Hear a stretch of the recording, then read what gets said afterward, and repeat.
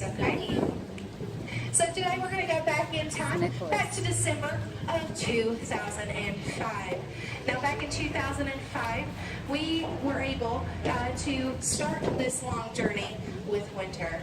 Now in the movie, there was a little boy named Sawyer who found Winter out on Clearwater Beach and called Clearwater Marine Aquarium to come help. This is the first big difference of the movie, and that is because Winter was actually not found on Clearwater Beach by a boy named Sawyer. All right. So it started out with a man named Jim Savage. Now Jim Savage was a fisherman, and him and his buddies were supposed to go fishing out on this December day, but it was too. You know what a crab trap is or what it looks like? Yeah. If you don't, it's a big wire caged on the bottom of the seafloor, with a big long rope all the way to the top, and a buoy that kind of floats with the current on top of the water. Now on this particular day, Jim Savage saw this buoy, and it was going really crazy on top of the water, and he said, that's not normal. I'm going to go check that out, because that may just be the biggest crab I've ever seen. All right, so he went and checked it out, and of course he didn't find a crab. He found a what? Dolphin. Dolphin, very good. He found a very small 2 to 3 month old baby dolphin. Come on in, guys. We still have plenty of seats for you guys to sit. Now this 2 to 3 month old baby dolphin was wrapped up very tightly in the ropes of the crab trap. It was through her mouth as well as around her pectoral flippers, those ones on the very side, and then around her peduncle area. Does anybody know what a peduncle is? What is a peduncle?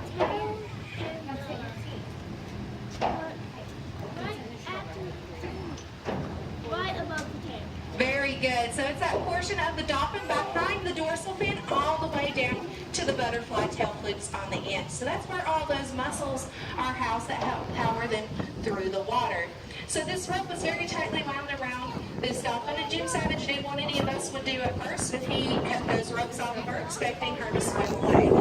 However, she had fought those ropes for so long, they had become so tight, and she had become so exhausted that she could not fluke. So as he swims around the habitat behind me, but it had cut out that circulation to where that tissue had become necrotic, which basically means that tissue died and then fell away.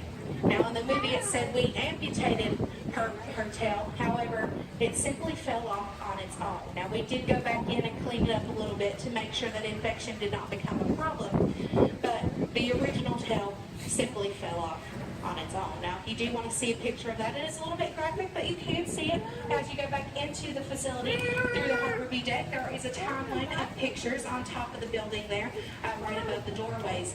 The picture of her tail falling off is the third one from the left. So if you guys do want to see that, you're more than welcome to look at that as you go back through the building. So here we are now. We have this dolphin that can't swim on her own. She's 2 to 3 months old. She's been through this really traumatic incident, and now she doesn't have a tail. So how is she going to learn to swim? How are we going to do this? A lot of people said we needed to think about putting her to sleep, because what kind of life is she going to live without a tail? There's never been a dolphin to live without a tail before. So how are we going to help this dolphin? What are we going to do? Well, Winter, of course, being the fighter that she is and strong-headed that she is, she decided that she was going to figure that without any of their help. And she started wiggling one day in the hands of her animal care providers. They would carry her around on their side around the pool. And she started wiggling and wiggling a little bit more and wiggling a little bit more until she finally freed herself from their hands. And they were, of course, freaking out at first, thinking, what are you doing? You can't swim on your own. Until they realized that, yes, she was swimming on her own. She taught herself a whole new way of swimming.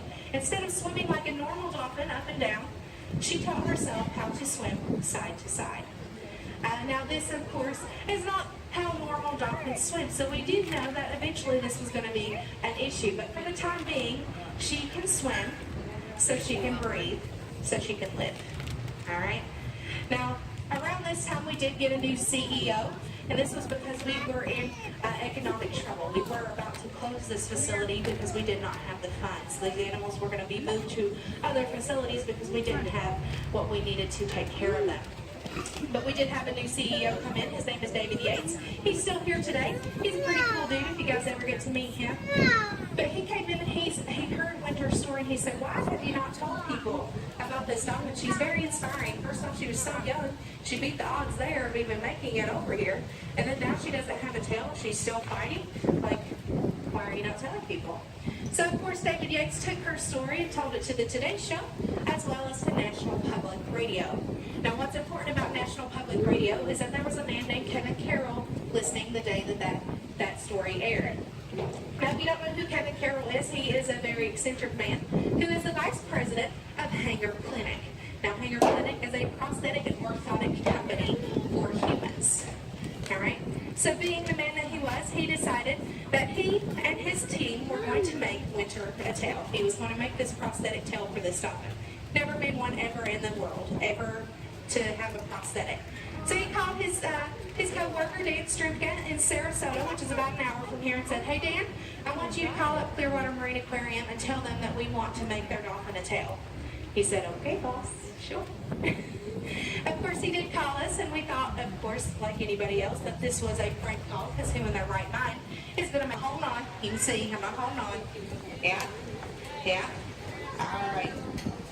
Let go really easy. There you go. Very good. Everybody give her a hand. So this piece of equipment, Winter's gel, can actually stretch to be an 8-foot balloon before it pops, and it'll snap right back down into this form. Now, obviously, this does not fit my arm like it would her peduncle, okay? So this creates a suction to where it sticks on to the peduncle area. Was it sticky? Was it nice and comfortable? Absolutely. So this keeps the prosthetic on, but also keeps it nice and comfortable for her. Now, the second part of the prosthetic is the prosthetic itself, and that is this piece here. Now, this would actually go on second to the Winter's gel, where this Winter's gel will just slide right down inside of this on the peduncle, okay? This prosthetic is made out of North Bay plastic that will not degrade in salt water, which is very good because Winter lives in salt water, right? Yeah. All right. We also have rust hardware here in the middle, and that is because rust does not rust as easily as other hardwares. So we were able to place that in there so that it can hold the prosthetic together but also not rust in the salt water. Now, something that's relatively new to the prosthetic is this piece here in the middle. This is called a carbon fiber joint.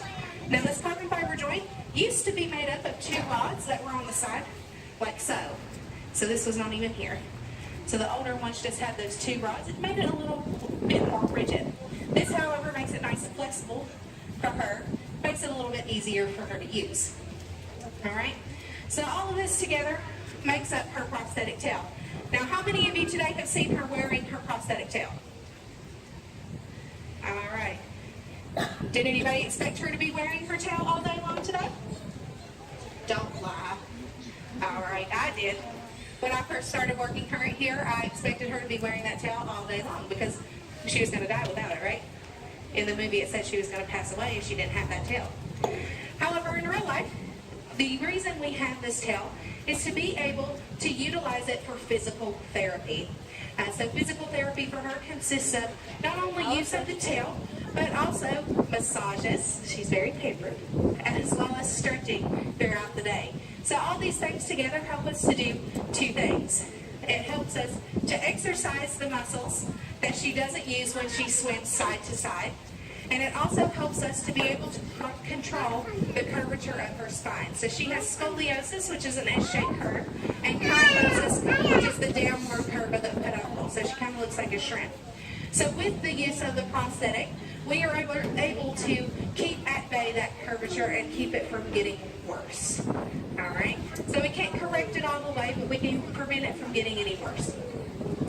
Now, with this prosthetic, she only wears it about an hour a day, like I said, for physical therapy, and it's split up into different sessions throughout the day. 5 minutes here, 10 minutes there. All right? Just to make sure she doesn't become tired. Now, in the movie, when we first utilized the prosthetic tail, they put it on for the first time. What happened? She didn't like it. She didn't like it. She broke it. She tore it apart. She smashed it against the wall. That did not happen. All right? So that was a bunch of movie magic. What they actually did was put that prosthetic tail onto the hand of one of the producers who was smacking it against the wall. All right? Fun movie magic there. All right? So with the introduction of her first prosthetic tail, they put it on and she went, and that was it. All right? Which is because they had already utilized this long process called desensitization. So they started out just placing this tail beside the pool and got it close closer and closer to her just so she could look at it. And then eventually touching her, letting her feel it, and then eventually putting it on. And the first time that she put on her prosthetic, it had already been made for 6 months. All right, so we had had it in our possession for 6 months before she ever put it on. And that's because we needed her to get used to it. We wanted it to be something positive for her. So every time she would see this tail, she'd get lots of fish, lots of love, lots of fun toys that she loved, just to make sure that this was something positive for her. Because if it was negative, she wouldn't want to do it. She would not want to put that tail on. All right, which it is a very important part of her medical care. So with that, we made sure that every time she saw this tail, she knew that she was going to get her own dolphin party, and she still gets her own dolphin party today, let me tell you. If you see her today, get the tail put on and then take it back off, you'll hear that loud Tweety bird whistle because she is very proud of herself when she does the behaviors correctly. All right. Now also throughout the day, you might see a river flow system, which is part of her physical therapy as well. And that just creates a big current down the middle of the pool so she can swim in and not lose momentum when she's swimming through the pool. So it's basically a big underwater treadmill, which is super fun. Now with her prosthetics, she's 11 years old now. I did tell you that we did have some different ones. The beginning ones had those on the side. How many do you think she has had over the years? How many do you think she's had? 3 or 4? You have a guess? No? Anybody have a guess as to how many? Anybody over on that side? 30? That one's a little high. So she's had a little over 22 tails. And I say that because we don't really have a set number. All right? We didn't know that this is going to be such a big thing over time. Also, we took pieces from number 1 and made 2, took pieces from 2 and made 3. So there's not a set 1, 2, 3. They're all kind of mixed up together. And that's because this is a very new technology. So over time, technology has changed, and that has made it better for her. But also, she started out as 2 to 3 months old. Her first flick was about this big. Now you can see it's quite large. All right. So over time, we've had to change the tail because she's grown. She gets fitted for a new prosthetic every 6 months. All right. So over time, she's grown, and that has changed for her. Now, if you go over to our second facility, Winter's Dolphin Tale Adventure, there's a whole room set up to where you can see her old prosthetics and how those become to be. Now, with Hanger Clinic, they do donate every single bit of this tail. The materials for it, the time spent in research, the time building them, the time coming to fit her for them, all of that is donated to Clearwater Marine Aquarium for the rest of her life. So thanks to Hanger Clinic, because otherwise we wouldn't be able to do it. All right, so what's fun about this as well is this